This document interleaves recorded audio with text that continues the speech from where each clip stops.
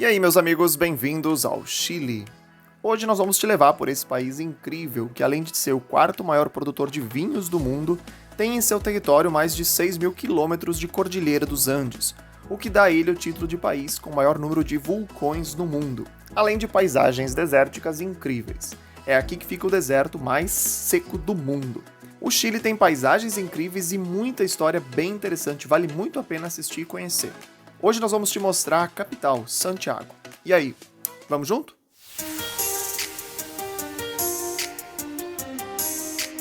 De novo. Opa, errei de lado. Cheguei agora no Chile. Na verdade, cheguei ontem no Chile, Santiago, mas não organizei nada, não sei nada, não tenho nem ideia de pra onde ir. Vou sentar num café agora pra pensar o turno. Então tá, o que eu decidi? Decidi que eu vou fazer um passeio meio que aleatório. Eu tô aqui num bairro chamado La Bolsa, é um bairro que tem bastante prédios do governo e tal. Vamos ver se eu encontro o prédio da presidência do Chile.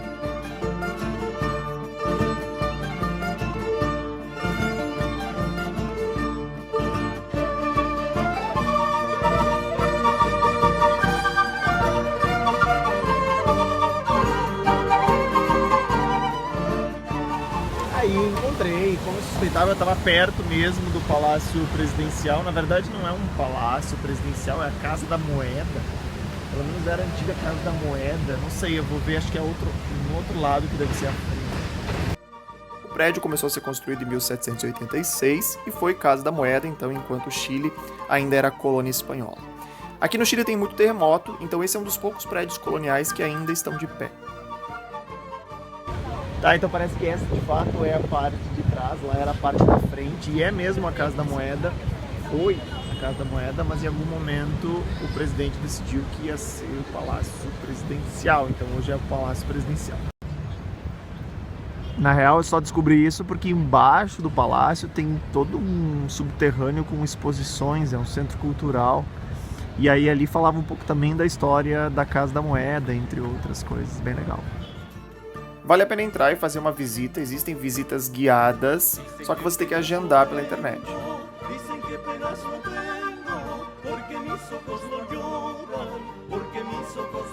Saindo daí, a menos de 3 quadras, mais ou menos, dá pra ir a pé, você chega na Praça de Armas, que é um lugar bem legal para começar uma série de passeios, aí tem a catedral e vários museus. Bom, quando acontece isso, de eu vir para um país ou uma cidade sem pesquisar nada, e acontece bastante, viu? A primeira coisa que eu faço é procurar um walking tour. E isso é uma ótima dica, porque aí, como é que funciona? É um guia local que vai caminhando contigo, né, com um grupo, aí vai te mostrando o que tem de legal para fazer na cidade. Eu vou fazer um agora, sai aqui do Palácio de Belas Artes. Nosso passeio começou por ali mesmo, na Catedral Metropolitana de Santiago do Chile. Ela ocupa um lugar de destaque na Praça de Armas e é bem interessante de ver, a entrada é gratuita. É o maior templo católico do Chile e terminou de ser construído em 1800. Ela é todo em estilo neoclássico. Ainda na praça você vai encontrar várias estátuas e monumentos, tanto indígenas quanto de colonizadores, e uns pombos malditos, claro, né? Uma das partes legais desses tours é que você ouve umas histórias muito curiosas. Por exemplo, o guia estava dizendo que aqui no Chile, até um tempo atrás, existia um café onde as meninas que serviam, durante 1 minuto por dia, serviam de topless. O detalhe inteligente do comerciante que inventou isso foi que o minuto era aleatório. Então, cada dia era 1 minuto num horário diferente. E aí isso gerou um tumulto gigante. O café teve que ser fechado, porque as pessoas ficavam horas no café esperando tal minuto enquanto consumiam um monte de café. Então é um caso mínimo curioso, assim, né? Inteligente da parte do comerciante. Pronto, agora de banho tomado, eu vou aproveitar para assistir um espetáculo aqui na Casa de Ópera de Santiago. Dizem que é bem legal, se der eu mostro um pouco por dentro.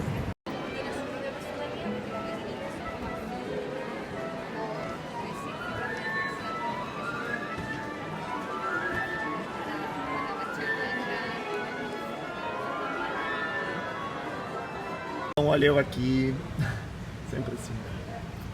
Bom, hoje vou fazer uma visita aqui na casa do Pablo Neruda, em Santiago. Na verdade, a casa que ele construiu para uma das amantes dele. Acho que dispensa apresentações do Neruda, né? Mas enfim, se alguém não conhece, é provavelmente o maior poeta latino-americano do século XIX. Ganhou o Nobel da Literatura também lá em 70, eu acho, por aí. Infelizmente não dá pra filmar e nem tirar fotos dentro da casa. Mas ali bem pertinho fica o funicular, que é a subida pro Cerro San Cristóbal. Vale muito a pena subir. O combo do funicular com o teleférico custa 4.700 pesos, que dá mais ou menos uns R$35. Vale muito a pena a visita, não deixe de subir. Olha só, a vista é muito legal, dá pra ver toda a cidade de Santiago daqui.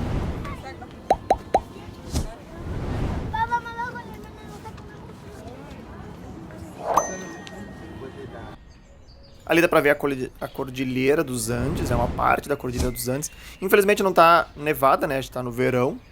E ali no fundo dá pra ver, olha, aquele prédio bem grande, deve ser o Costaneira, que é o prédio mais alto da América Latina. E agora eu vou dar uma banda de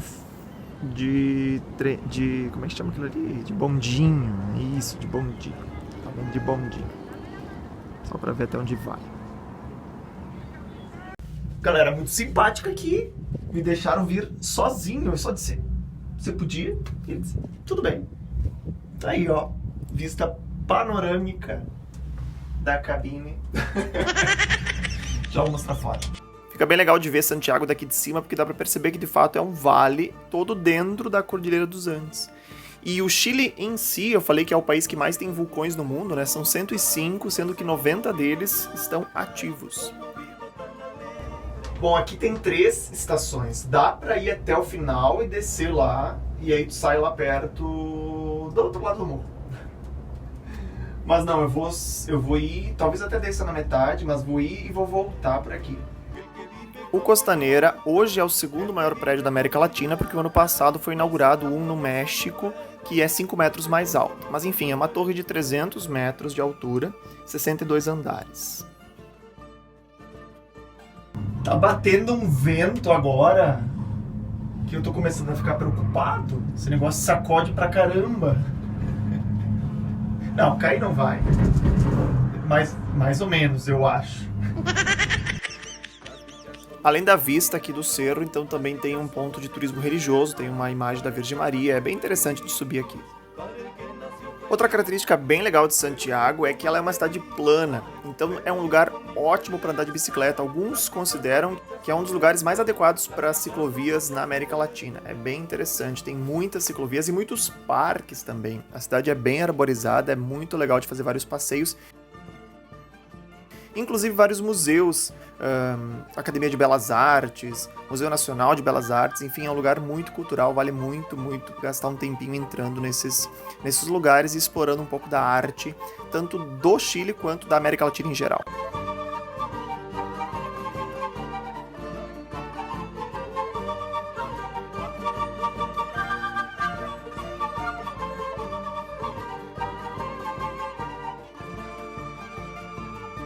Então, hoje de manhã eu saí de casa para poder ir à Vinha del Mar, a praia de perto, né? Acontece que eu cheguei um pouco tarde, na verdade eu levantei um pouco tarde e eu perdi o ônibus. Então eu vou ter que achar outra coisa para fazer hoje. Não foi um atraso qualquer daquele tipo, acordei, viu que não dá para ir e ficou em casa. Não, eu levantei, peguei 2 metrôs, fui até o local, cheguei lá 10 minutos depois que o ônibus saiu. Bom, então depois de um bom café eu pensei melhor e decidi que vou visitar uma vinícola, a Cotitoro, que eu escolhi. Ela é um pouco longe daqui, mas é uma das mais famosas do mundo, então vale a visita. Vamos ver se eu consigo chegar. Então, sem mistério, cheguei na Cotitoro. A forma mais fácil de fazer esses trajetos, se você quiser fazer como eu, com transporte público, trem e metrô, é com o aplicativo Movito. Ele te dá todas as ligações, é bem fácil mesmo. Feito, já comprei as entradas, 16 mil pesos chilenos, que dá em torno de R$90. É uma entrada que inclui uma degustação de vinhos e queijos e pá, então vamos ver. É em português o tour, ótimo. Esse é o casarão principal da Cotitoro. Parece que foi construído em 1875, um pouco antes da fundação da vinícola. E conta com um jardim. Tem até umas araucárias que trouxeram do Brasil. Então, antes da vinícola ser fundada, essa era a casa de veraneio do Sr. Conte Toro. Tá lá a casa. É de 1875, alguns anos antes da fundação. O guia estava explicando que a vinícola tem mais ou menos 12 mil hectares de uva plantada aqui na Argentina e nos Estados Unidos, e que ao todo produz mais ou menos 330 milhões de litros de vinho por ano. Por fim, a gente visita a adega protegida pelo diabo, que dá nome ao vinho mais famoso aqui da Conte Toro, que é o Caseleiro del Diablo. Este vinho está delicioso. Sim, inclusive mandei construir um casilheiro no fundo dessa adega para guardar nossos melhores vinhos e desfrutá-los em ocasiões especiais com nossa família e amigos. Ali estarão em condições ideais de temperatura e umidade.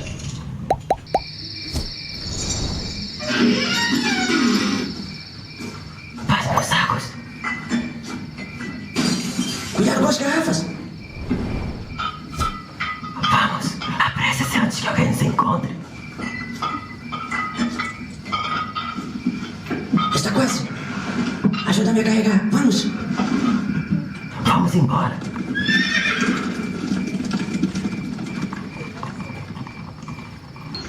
Ouçam, escutaram logo à noite?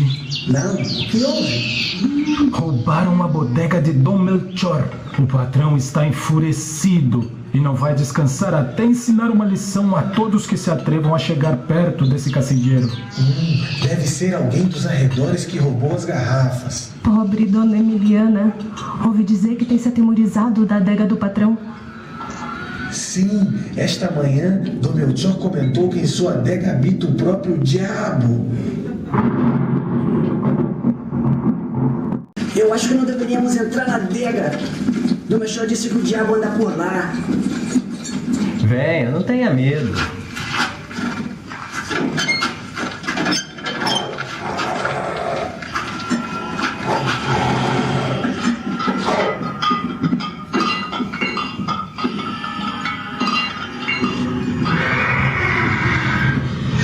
Oh, que foi esse barulho? As garrafas, as garrafas! Que importa as garrafas? Vamos dar fora daqui!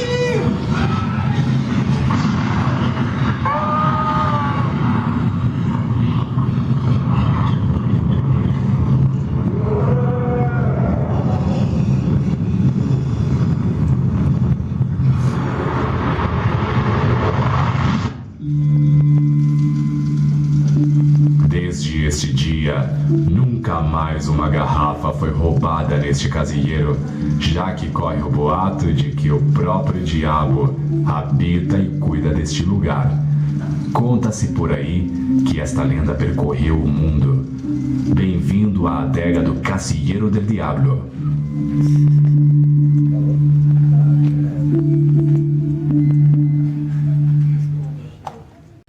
Então, terminei o tour com a degustação de vinhos, mas estou bem chateado, porque vinhos que no Brasil estão R$60 por aí, aqui está por 20, 25, e eu não posso levar porque eu tenho que passar em outros países. Sinal que eu tenho que voltar, né? Bom, vou ter que voltar para fazer compras de vinhos. Por enquanto estou levando só minha taça de degustação. Mas enfim, bem legal conhecer a lenda do Caseleiro del Diablo e conhecer o próprio Caseleiro. Muito legal.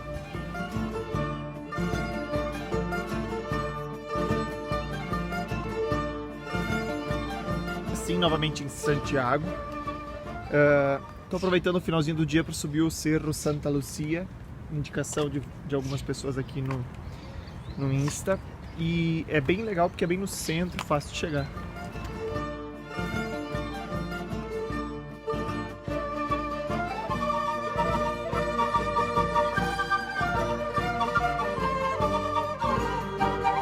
E aproveito, já que eu tô aqui, para comentar uma outra coisa que eu não havia lembrado. Como eu vou ao Peru, acho que é uma curiosidade interessante. Os Incas, eles chegaram a dominar. Eu estava dizendo que até aqui em Santiago tem vestígios de domínio Inca. e eles, na verdade, só não conseguiram ir além por culpa não, mas pela resistência dos índios Mapuche, né? Que são muito fortes na Patagônia. Enfim. Lembrar que os Mapuche não se renderam nem aos incas e nem aos espanhóis. Quando os espanhóis chegaram para colonizar, eles tiveram que guerrear com os Mapuche, porque eles não cederam como os outros índios na América. Aqui no Cerro Santa Lúcia tem um castelo lá em cima. Não dá para entrar agora, já está fechado. Mas aquele morro lá no fundo é aquele que eu subi ontem, olha, tá vendo? Aquela estátua lá. Tava vendo aí numa plaquinha que na verdade esse castelo foi construído para proteger a cidade durante uma guerra qualquer aqui que eu não sei qual é. Subi até lá na torre.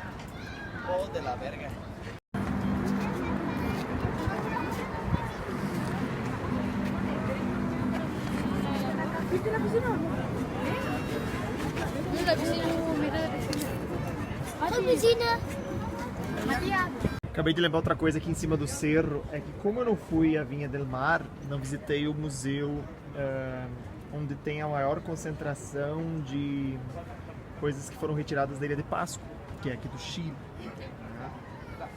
Inclusive tinha 2 moais daqueles retirados da própria Ilha de Páscoa. Mas enfim, eu só lembrei disso porque lá em cima tem uma placa do Charles Darwin agradecendo a cidade, enfim, pelas descobertas que ele conseguiu através da ilha.